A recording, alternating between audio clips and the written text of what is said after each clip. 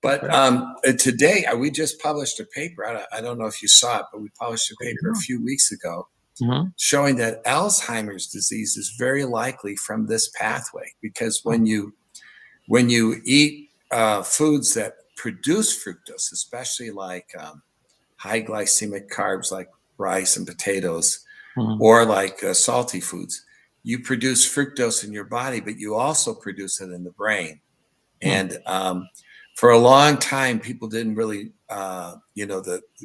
there's been this mystery of, what could be driving Alzheimer's disease. And, there was all this focus on the amyloid plaques and the tau protein, but most of the therapies aimed at trying to block those things have not been that effective. So people have been saying, well, if it's not the amyloid plaques, what's causing the Alzheimer's? But they find that very early on, that you can find evidence of insulin resistance in the brain.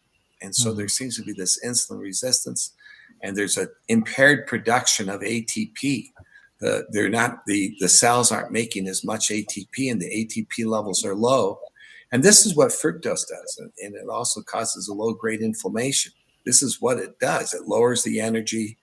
It induces insulin resistance.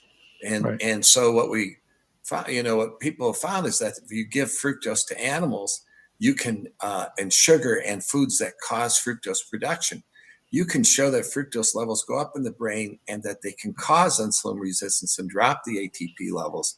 And if you look at people with Alzheimer's and you measure fructose levels in the brain, they're high.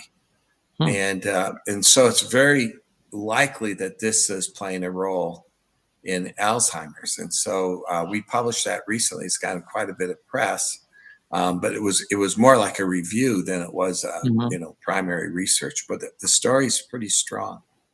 When you ingest fructose, only 1% gets to the brain, but fructose actually, when you ingest fructose, it actually stimulates the brain to make fructose. Oh, I see. And the exact mechanism is still not totally clear for fructose, but with high glycemic carbs, it's very clear. As the blood glucose goes up, the brain starts making fructose. And same thing if you eat salt, the brain starts making fructose. So that's more clear. Right. But yes, the answer is yes. And if you give sugar to animals, after about 8 weeks, they have trouble getting through a maze. And after 18 weeks, they actually start developing amyloid in their brain. So it's really strong. It's sort of interesting.